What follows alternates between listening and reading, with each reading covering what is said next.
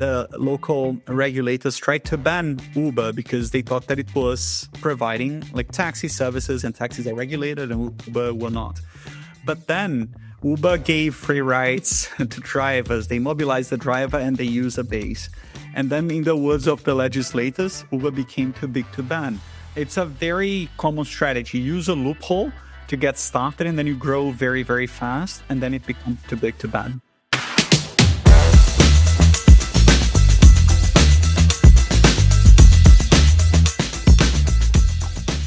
Hello, today I have on the show Paulo Savaget. He's written a fantastic book called The 4 Workarounds, and he captures the essence of, I think, what it means to be an entrepreneur. His examples, or because he's a business school professor, his case studies, his cases are all scrappy businesses.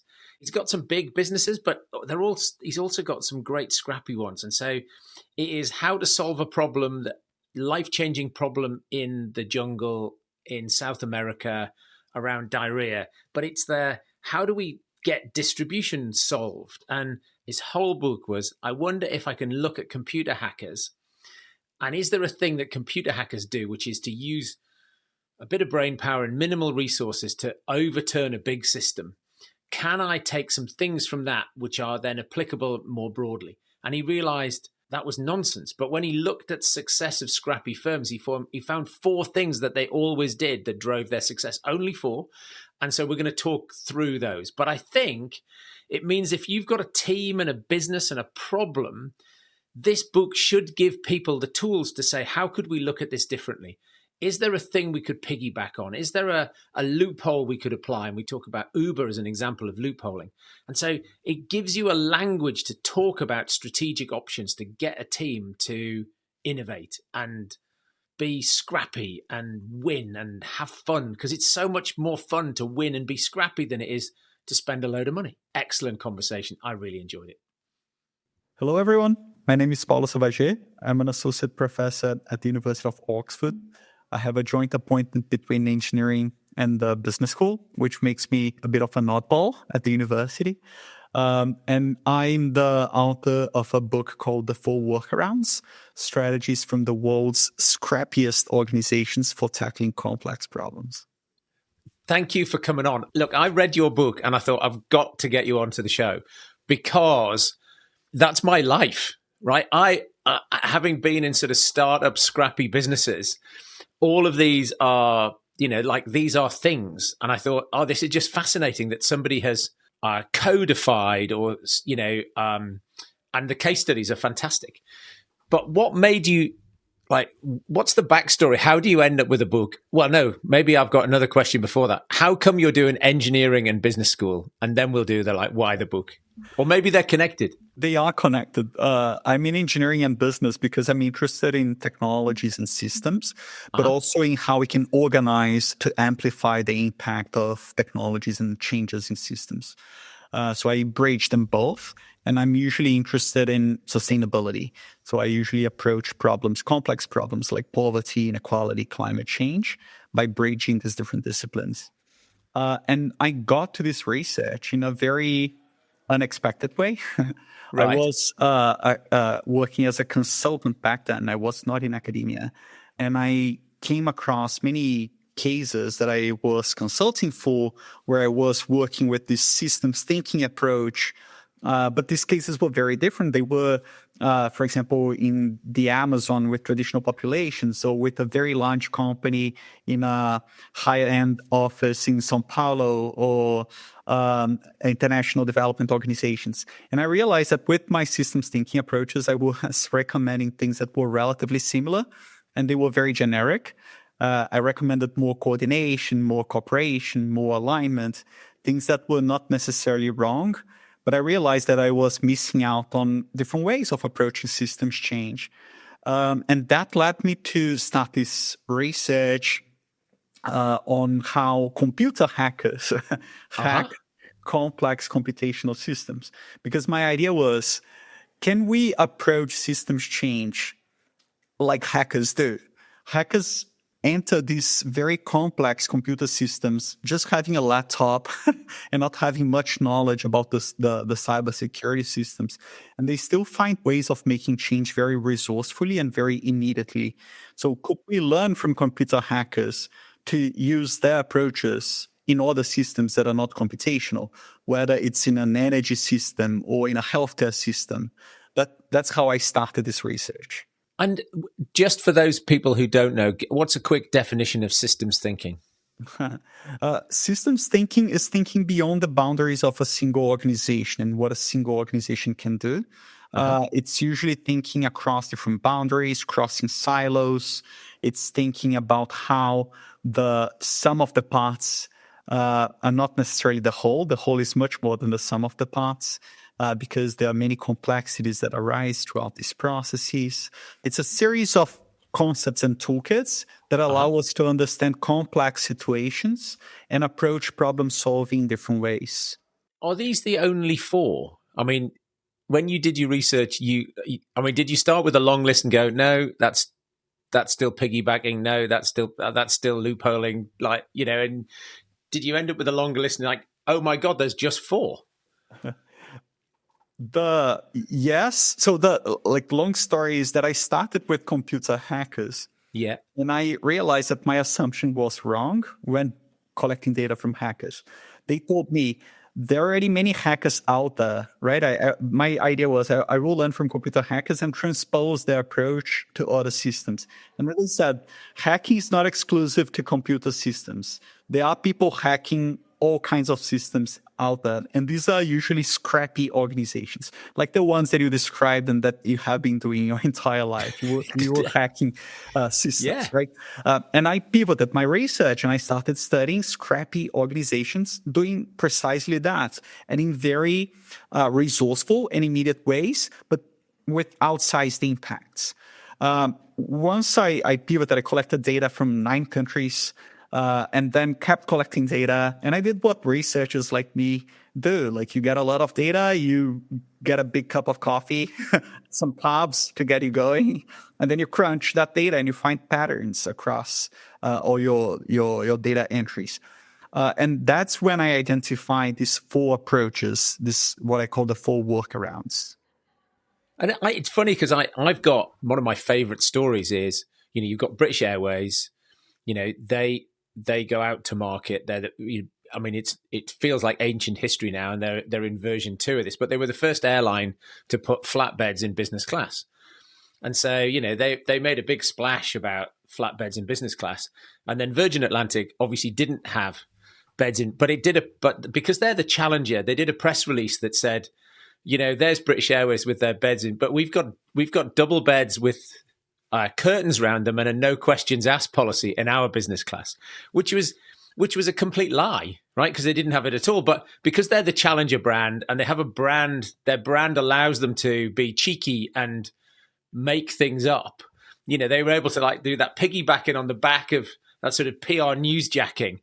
And as having, as I say, spending all my time in scrappy businesses, is that to me is like it's worth so much more if you're in Virgin, because not only did you score some points, but BA hate you, right? And so it's like poking them in the eye, and in some ways it almost doesn't matter if the thing doesn't work with BA, because the joy you get out of poking them in the eye is worth the effort, right? Or I remember being in the US and CNN carried a thing on Ryanair saying that Ryanair were going to start charging people to use €1 to use the toilet.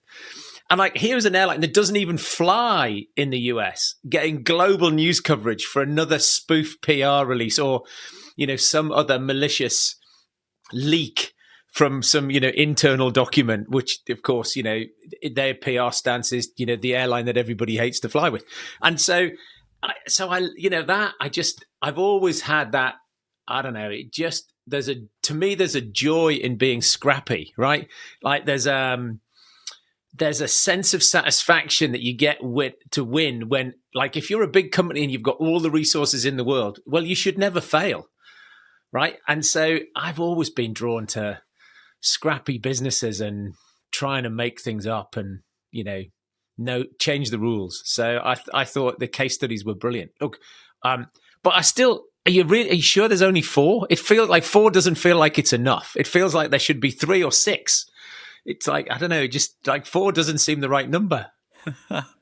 Well, perhaps I can convince you the 4 and how they are different from each other. Right, go on then. And how you can combine these workarounds as well, right? Because sometimes you see the end result and you ignore that there were many workarounds that were sequenced or stacked to create that outcome. There's another thing I'd like you to try and persuade me of, right, as we go through. Can we teach this to people? Or are you sort of born scrappy? You can definitely teach people, and that's that's brilliant. In which case, people should like get a cup of coffee and pay attention. I hope so. Yeah, get 2 espressos instead of 1. Excellent. Let's go. Should we dive into the first one then? And because we've got 4, so and as the way you do it in the book, you've got the workaround, and then you've got a case study sort of as a way of, I guess, business school way of teaching it to us. So maybe we go and dive into these. And I have multiple cases, right, of each, but I think they bring different elements that can be highlighted for each of these workarounds. But let me exemplify the first one, the piggyback. I worked with this organization in Zambia called Cola Life, and they realized that you don't find life-saving medicines in remote regions, including medicine that are extremely cheap. People living in extreme poverty could afford, like diarrhea treatment. Diarrhea is the second biggest killer of children under the age of 5 in many low-income countries. And the medicine could be afforded by people living in extreme poverty. Yet they cannot find these medicines. They're not available where these people reside. So why, right? And then you start, again, systems thinking that we were discussing before. You try to identify the obstacles preventing the medicine from being found. Obstacles include, for example, big pharma companies not interested in selling cheap products to people that live in scattered regions, right? And creating many logistical challenges for them as well. The infrastructure being very poor, like roads and other infrastructure related to digital and communications as well. So then you're going to map out all these different obstacles that are so challenging to tackle. And if you are a scrappy organization, you don't have the resources or the time necessarily to tackle these obstacles, because it might take many years, decades to tackle them. You may try to find a workaround. So what did this organization do? They realized that you don't find these medicines, but you find Coca-Cola everywhere. Coca-Cola it's really incredible. You go to the remotest places on Earth, you're going to find only a few products, and one of them will likely be Coca-Cola or any other soft drink. And Coca-Cola has a very decentralized system. Coca-Cola doesn't necessarily take the bottles to remote regions. Coca-Cola has a local bottler. The local bottler sells to a wholesaler, to a retailer, to supermarkets, and then people will carry the Coca-Cola bottles from one place to the other, and then from that place to another place. So it's a very decentralized system. And they realized if there's an entire system in place that takes Coca-Cola bottles from urban regions to the remotest places on Earth where people need the medicine, why can't we literally fit medicines, the diarrhea medicines, between bottles in a Coca-Cola crate to take a free ride with these bottles and reach these regions?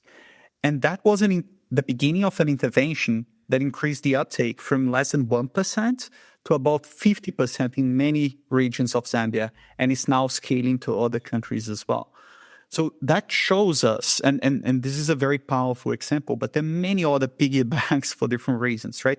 But the reason why I like this so much is that it reminds us that we usually think that we have to address a problem in healthcare by building on the healthcare system. And we don't think that we can crisscross systems, right? We can piggyback on the fast-moving consumer goods system that is already so effective in reaching remote regions to address a problem in healthcare. It's changing that lens from scarcity in healthcare to abundance in another system, and the ability of finding these unconventional pairings that can help you work around very tough obstacles and reach incredible results. Yes, which is solving the distribution problem. And so is the diarrhea medicine sold or provided free? Both.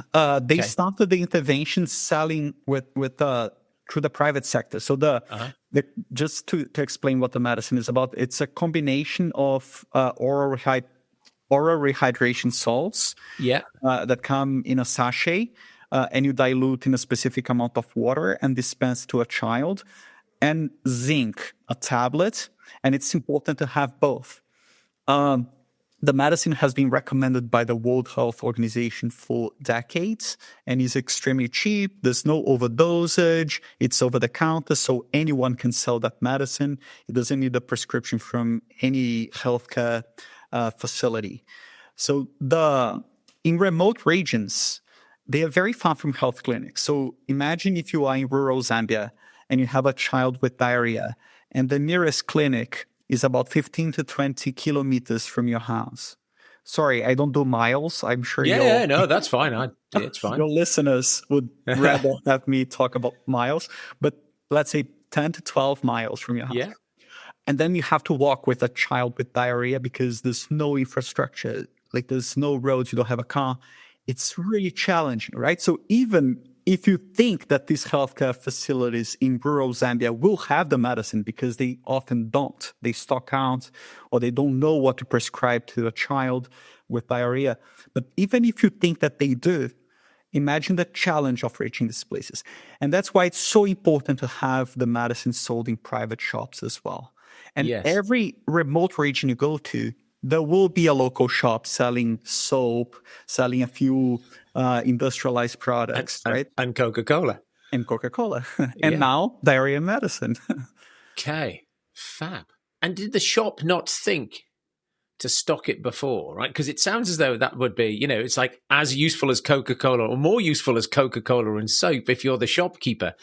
It just hasn't occurred to the shopkeepers, or even if they did, they had no way. There was just no distribution mechanism. So you make the distribution mechanism, and then the whole thing becomes self-perpetuating.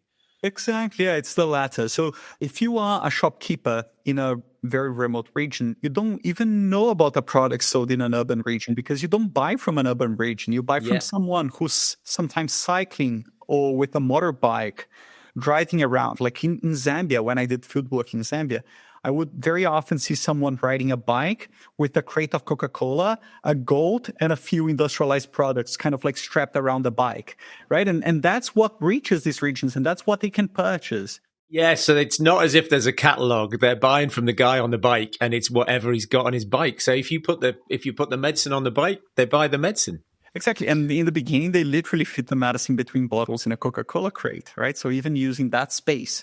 And then they realized that the space wasn't the most important thing. The important thing was to make sure that everyone within that system that moves Coca-Cola, that profits from selling Coca-Cola, would also be interested in moving, selling, and profiting from the diarrhea medicine as well. Okay. Fab. So creating an entire supply chain. Not creating, it's repurposing, right? Sorry. But were they able to tap into Coca-Cola at all for funding? Like once they had something going, does it become a thing you can ask Coca-Cola for some funding for this type of initiative? Coca-Cola has no idea where the bottles go. It's really fascinating. It's a very decentralized system that they have. Sometimes they don't even, and very often actually, they don't even bottle the bottles. In Zambia, the bottler was SAB Miller. That is sometimes a competitor of Coca-Cola because they also sell other beverages that they produce. And I think that actually makes this intervention even more powerful because it doesn't need to be authorized by anyone. You can simply start the intervention. You can just do it, right? Fab. So that's piggybacking, which I can get, because quite often one of the things that we do is when we're doing strategy work with clients, we say, they're trying to solve the problem from their own perspective. And so here you're saying, if I think about it in strategy perspective with our clients, it'd be who's the end user, who's our ideal, what problem do they have, and who else reaches them, exactly. And how do we hijack, make use of their distribution? Who else is selling to our existing customers? Who can we partner with? What other avenues exist? That's fab. It's exactly about that. It's finding unconventional pairings. And as you said earlier, there's so many piggybacks in marketing.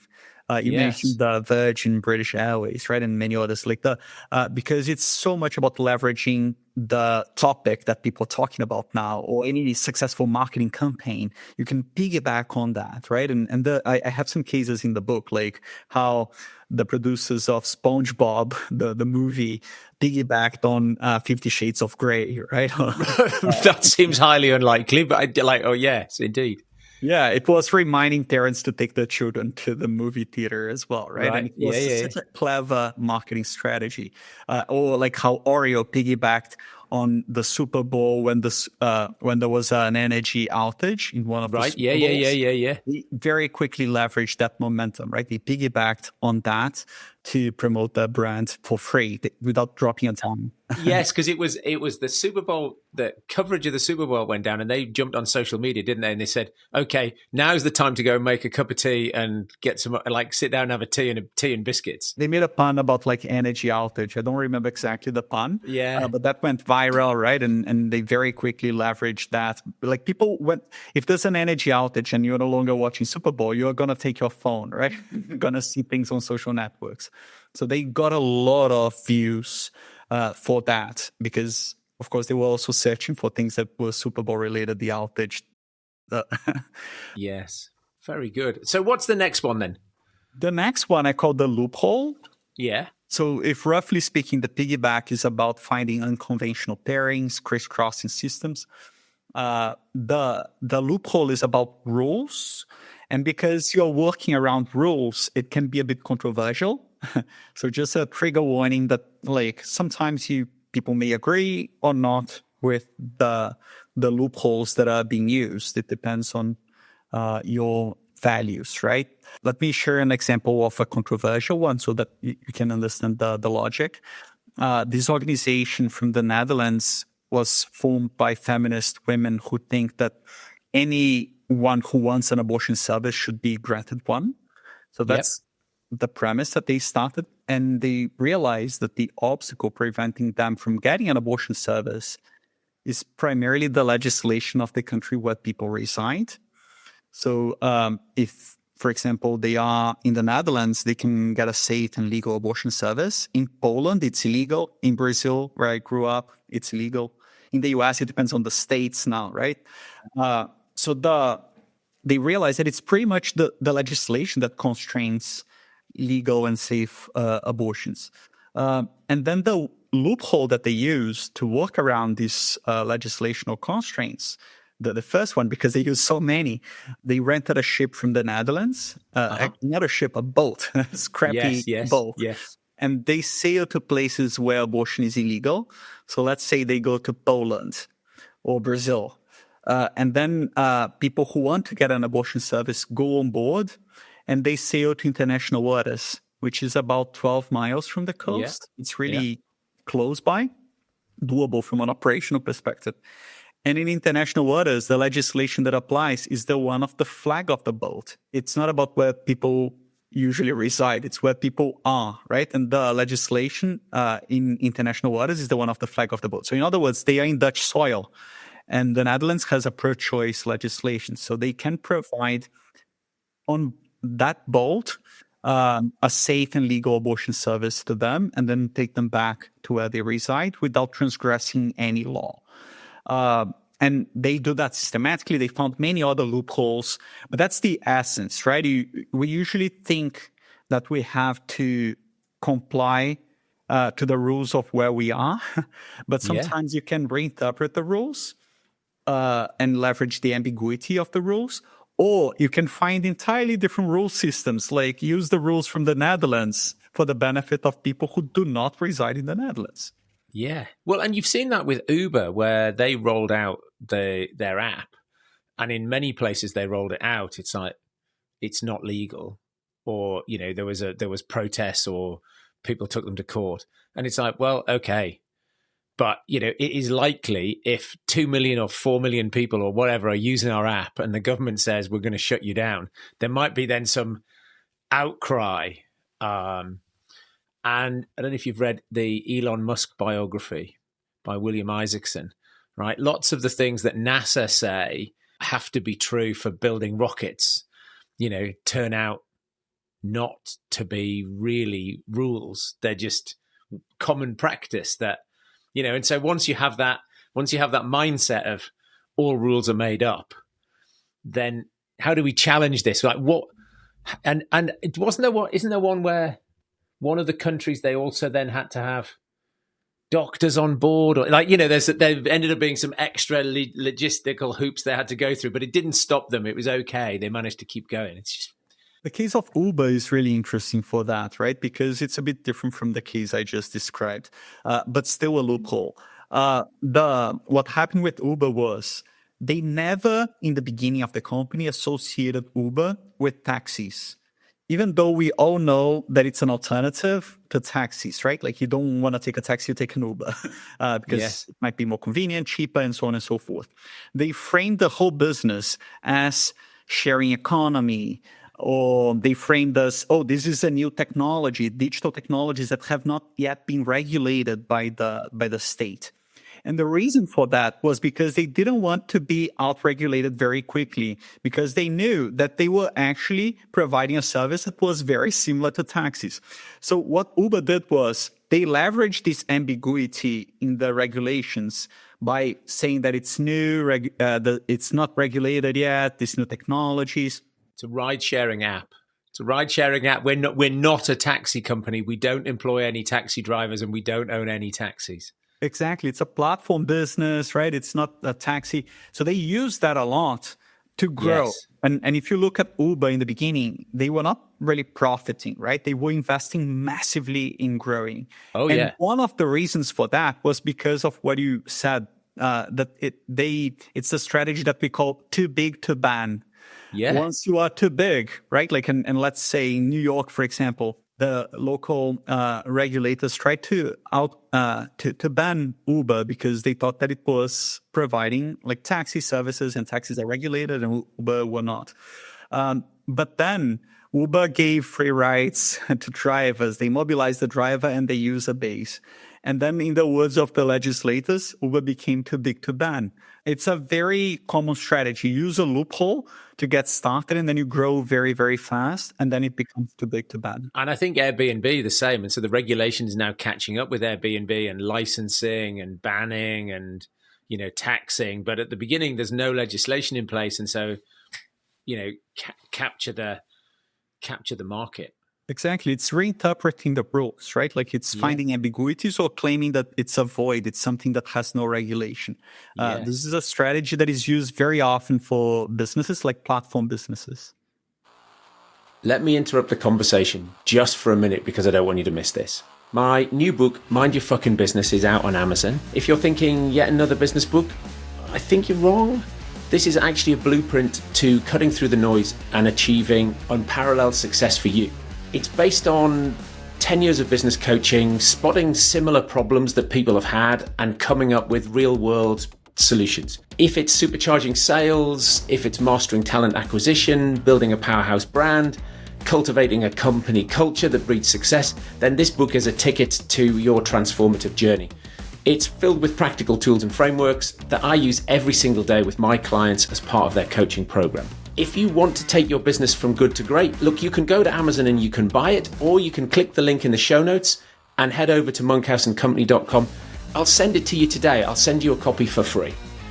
I want to help you build a fantastic business. Now, back to the conversation. Oh, and I suppose there are always businesses who come along and try to persuade everyone that it's a loophole, and actually it's just, they are downright fibbing about it. I was just thinking, there's this sort of fake it till you make it thing, which isn't a loophole, but there's somebody else got caught doing that the other day, where I think they said it was some sort of artificial intelligence, and it was people in the Philippines. There was trying to say he had software when he didn't. Anyway, what's the next one? The next one I call the next best, and it's about resources. So if the first one, roughly speaking, piggyback, is about different relationships, crisscrossing systems, the second one about rules, whether you are reinterpreting them or you are leveraging different rule systems. The third one is about recombining or repurposing resources. So let me give you an example from a social entrepreneur. And you probably realize that I have cases of companies that were startups and now are multi-billion-dollar cases. But I also really enjoy cases of these very scrappy social entrepreneurs and nonprofits, because I think we have so much to learn from them. Yes. And they have been overlooked. Well, it's true that sort of lack of resources drives innovation. And so often that's what, a company gets to a particular size. And actually one of the things is they lose their scrappiness and, they lose their soul and often their profitability. That mindset just disappears. Exactly. Yeah. And I think we have so much, we usually, the business world has told many scrappy organizations that they have to behave like these flagship companies around the world. You've got to grow up. You've got to professionalize. Yeah, and I think it's like that's the opposite as well, right? Like these large companies have so much to learn from the scrappy ones, and that's why I try to like raise the profile and also like build on the knowledge of these scrappy organizations. But yeah, the next best, the social entrepreneur, who wasn't a social entrepreneur back then, he was traveling in Borneo, and he realized that mobile phones were constantly discarded, right? That it's one of the fastest growing categories of electronic waste. You probably, Dominic, had more than 8, 10 phones in your lifetime? Very probably. Yeah, I certainly did. Yeah. But these phones can still be used. Like you just want a new phone, or perhaps it's no longer usable for the new operational system, but it doesn't mean that they have no value. Most people in the world have mobile phones as well, so it's really growing as a category of waste. And he was in Borneo, saw a lot of electronic waste, but also he realized the challenge of monitoring tropical forests for illegal logging. Mm-hmm. We usually think of satellite data, and satellite data is amazing, but satellite data captures vast areas being degraded, and also it doesn't necessarily allow for quick reactions. It takes time to notice and to respond, and very often illegal loggers are gone. The other possibility for like real-time monitoring of illegal logging is helicopters, drones, right? People patrolling, like walking around the forests. But you can imagine how challenging and costly that is. And most tropical forests in the world are in low and middle income countries that don't have big budgets to invest in that. Then he thought, let's work around these funding constraints and use these things that are going to waste, these mobile phones. And he started taking these old mobile phones and putting them on tree canopies. And they were constantly charged because they were charged with solar energy. And in a tropical forest, there's no shortage of solar energy. So the phones are listening constantly, right? Phones do that. They capture sound. And then he created a very basic AI that distinguishes the sound of chainsaws from the sounds of the forest. So once the phone captures the sound of a chainsaw, it sends a signal, a message, like phones do already, to the patrol. And because the patrols know where the phones are, and the phones are spread in a forest to maximize coverage, they know what is the radius from that phone. So they can know precisely where the illegal logging is happening, and they can try to prevent that from expanding or try to capture the illegal loggers. How many Amazon rainforests, tropical rainforests, have masts? So what is how did they overcome the technical problem of actually not having a signal? Did they do something? Did they get the phones to communicate in a peer-to-peer way or something? Or that experience in Borneo, they actually had access to networks, like the networks. Oh, okay. Fab. And I've worked in the Amazon as well, in several areas that are not that distant from urban regions have signal. Right. And of course, if you're an illegal logger, actually proximity to urban centers is really quite helpful, because you're going to drive in some trucks, cut down some logs and take them away quickly. You're not going to go 100 miles into the deep jungle past all of these other trees. You're going to go, where are the first trees? I see. Yeah, because then you can dispose of. But also, like, these mobile phones don't necessarily need internet because they're sending SMS. SMS, yeah. It's much easier. Like, very often in remote regions, you have access to that network. So that's fab. Creating something with waste Yeah. And there's so many like resources don't have to be tangible resources, right? I gave an example of a phone, but you can think of human capital being a resource, or you can think of a legal case being a resource. And I have examples for all these different kinds of resources that are recombined or repurposed to work around a very tough obstacle. Would this be like the sort of the other end of the innovator's dilemma, right? Because often you have things like steel gets, rebar, I'm just thinking about business cases, Honda launching into the United States, they launch a product which the main supplier doesn't want to compete, and then they eat their customers away from the bottom. That's the scrappy supplier says, I'm gonna take the customers that they don't want anymore, and then we're gonna build a bridgehead. Whereas the bigger suppliers always go, oh no, it has to be as good as. The many workarounds by companies that are trying to bypass the incumbents, right? And we see that very often, how they are resourceful in how they approach business development. I have several cases of like startups like Airbnb, right, that grew, like Wise, a financial bank, or M-Pesa, that represent that idea of like working around tough constraints by leveraging what already exists and repurposing resources or finding unconventional pairings, right? It's the whole hotel room versus sleeping in somebody's house is a next best thing, isn't it? It's like, you need a bed, but you don't necessarily need a hotel room. You just need a bed. So, the hotels weren't going to launch a system of renting people's bedrooms. Yeah. Because it's not their business model. So what are some of those other case studies you've got there using next best? I have several. I have like Ruth Bader Ginsburg, because like policymakers, judges, right, like lawyers, we can all pursue these workarounds. It's not exclusive to like businesses or nonprofits. We can all do that, and probably most of us do already, but not systematically.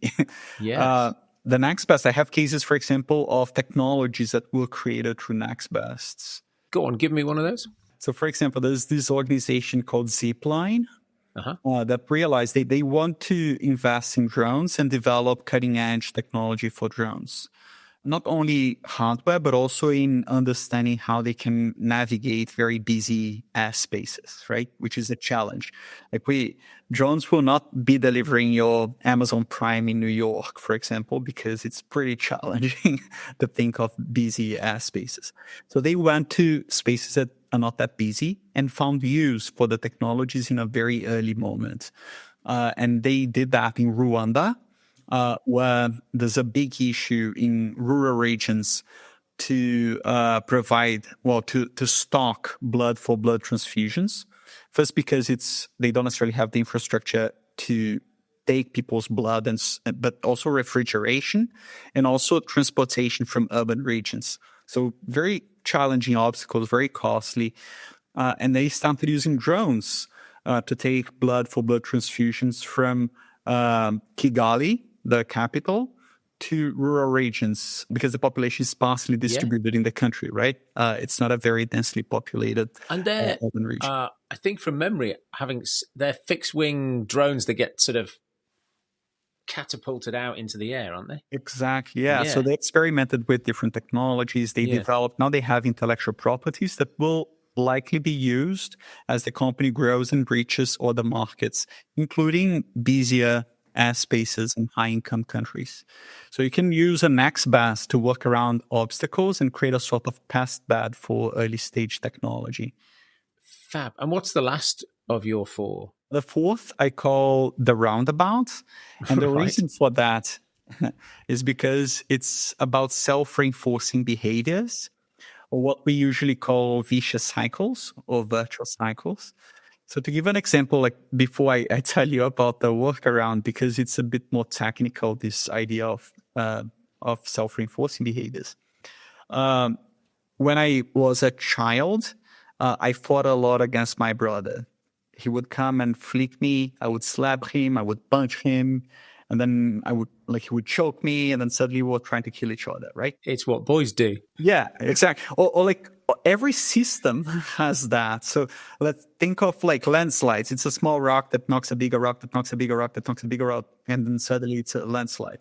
or your body, right? Like the more you eat carbs, the more you feel like eating carbs, and the more you eat carbs, and then things spiral out of control. So systems have this behavior, what we call self-reinforcing behavior, and it's sometimes very challenging to disturb the self-reinforcing behaviors because they become normalized. Things become almost seen as inevitable.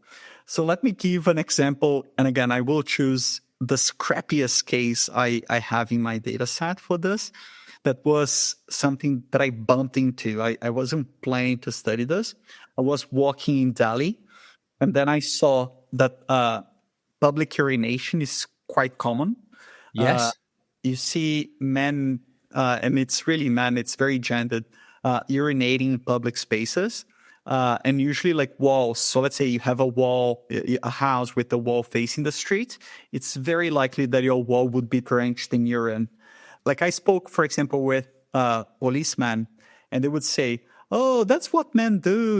Like people have tried to build public toilets, but men will urinate everywhere. This is India. They have been doing this forever, right? Like, and the more people urinate in a public space, the more it becomes normalized, and then others feel like it's okay, right? So this is a self-reinforcing behavior. And then this genius workaround that I identified in walls that were very clean. So across the street from a very stinky wall, you would find a clean wall. And the reason for that was because wall owners started putting tiles of Hindu gods on the walls. And the rationale here is if you live in India, a country where the majority of the population is Hindu, you're not going to drench a god in urine. That's blasphemy, right? That's one of the worst heresies you can make. So this literally diverted the stream elsewhere of the self-reinforcing behavior. People stop urinating in those spaces, and then they become cleaner over time. That's a very simple and scrappy example of how you can disturb a self-reinforcing behavior, right?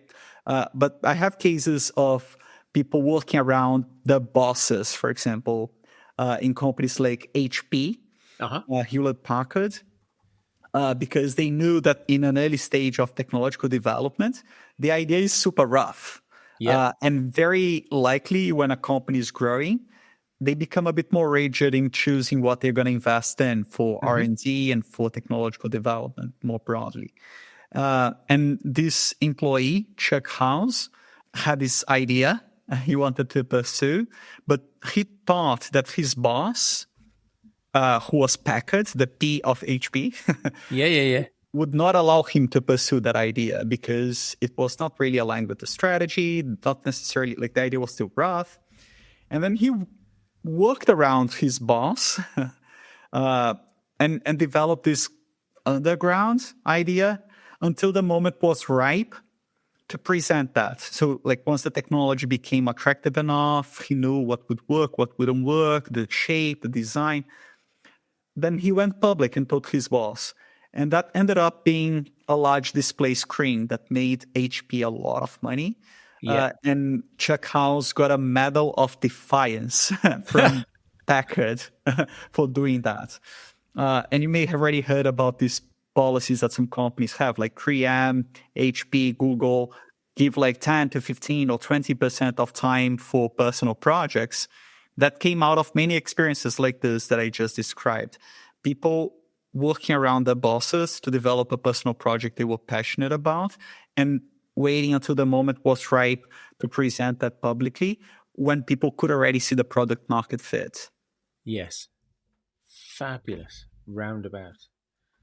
So that's really good. I think the idea of having a series of cases and being able to teach people, because it can't be done, you're just trying to get the inertia taken away so that it's like, I just think, maybe it's just me, right?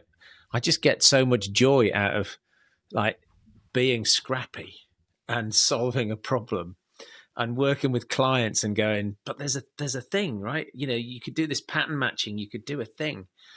And for me as a nerdy academic, it also reminds us that there's something common between a wall owner in Delhi who put tiles of Hindu gods on the wall and someone who was a high-paying employee at HP, right? Like they use sometimes a similar approach and for different purposes in different contexts, but they have something common.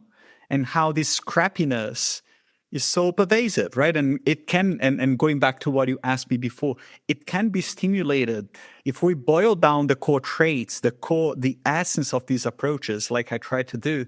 I came away from the book thinking that you'd boil down the essence of entrepreneurism, right? Because if you think about your Delhi example, right, there are like the policemen are just like, I don't care, it's not my problem, right? And there are lots of people who have walls drenched in piss, and they don't seem to care either. But for some people have decided that they're going to do something about it. And then somebody spots a thing that works, and then a couple of people copy it, but not everybody, right? Your mindset must, because in many businesses, as they get bigger, we have these things that I call Doctor Who moments where the founder says, but we used to do that. And you go back and you say to somebody, but didn't we used to do that? Like that thing we did for customers that drove a whole load of value. And they go, oh yeah, we just stopped. And it's like, why? And it's like, they, instead of thinking about the customer, they're just thinking about it was just too hard. It was just, and so, you'd see, you'd see a house and you go, okay, well, you've got those tiles, and somebody buys the house and just paints over the tiles, and somebody starts pissing on the wall. And like, yeah. So it doesn't feel as though it's a mental model that everybody can apply. And it does feel as though, those people who are wired in a way to spot piggybacking and loopholing and roundabouts and, next best, are they entrepreneurs? Is it an entrepreneurial trait? Could you build a scrappy business without this? It felt as that reading it, I felt as though like, you couldn't. I agree with you. I think that it's very core to entrepreneurialism. But also, I think that we all in our daily lives face complex problems. Complex, I don't mean necessarily big problems or complicated problems. I mean complex, that there are many causes for the problem. It's difficult to tell what these causes are. It's a bit challenging to work with them, right? And understand or fully engage with them. And that could be like how you exercise daily and fit exercise in your daily routine, or could be anything like how do I cover my monthly budget for housing, right? Like we all face different kinds of problems in our daily or professional lives, and workarounds are excellent in addressing them. It's welcoming complexity instead of trying to prevent complexity. It's a bit fruitless. I've got one for you. The late, great Michael Mosley, I was listening to a podcast that he was on, and he said one of the things is over 65. There's a staggering percentage. I don't know, I can't remember, it's 30% of people over 65 who fall are dead within a year. Something like, it's like horrific enough, right? And so, how do you prevent falling? Well, you have to improve your balance. Well, don't wait until you're 65 to improve your balance. So his hack, his roundabout, because this is like, how do you build on a system that already exists and self-reinforce, is you already brush your teeth, right? You're already brushing your teeth for 2 minutes in the morning and 2 minutes in the evening. So when you brush your teeth in the morning, you stand on your left leg. And when you do it in the evening, you stand on your right leg, right? So it takes up no time. It only takes a tiny amount of cognitive element. It doesn't take much to do that. And I'm the type of person who will then go, that makes so much sense. I'm in. And so I remember listening to that podcast, and I stood on one leg brushing my teeth for the last, 5 years. So who knows whether it'll solve the problem for me and I won't ever fall down. Maybe I wouldn't have fallen down anyway. But I love the light bulb moment. Some people obviously just see something like that and just go, yeah, and move on. I'm fascinated by these heuristics and stacking habits and, all rules are made up. Life's not fair. Nobody's coming to save you stuff. So, Paulo, it's been brilliant. What, as well as people going and getting the four workarounds, your fabulous book. What other books could people pick up? What's given you some joy or inspiration? I'll choose books that are very different from mine. Okay. that gave me inspiration for different reasons, right? One of the books that I love the most is called Factfulness by Hans Oh. Rosling. It's lovely. It's amazing, isn't it? Finished by his daughter, is that right? His son and his son. daughter-in-law. Yes, but it's a great book. Still around the foundation because he passed away, Hans Rosling. Yeah. And sorry, I should have mentioned that it's the three authors. But Hans Rosling became very famous for creating Minder and the foundation that worked on development with many organizations, including the Gates Foundation. And the idea of factfulness is that we misinterpret reality. We make bad calls on facts. And he explains the reasons for that, but it's not what many people would necessarily expect. And he shows how you can make more factful decisions. One experiment he used to do that I thought was super interesting was that he gave clickers to people and asked questions, like multiple choice questions. And for these questions, even in places like the World Economic Forum, people would answer the questions completely incorrectly, but like worse than a monkey, for example, would do. If we had done that with monkeys would answer randomly, right? So if it's 4 questions, it's about 25% chance for each of the answers to that question. And the humans were doing worse than that, worse than random. So we are actually making very poor decisions that are poorly informed, and we can be more factful. That's the essence of the book, and I really enjoyed, recommend it to everyone. I read a book recently that is called How to Change the World. I really enjoyed it as well.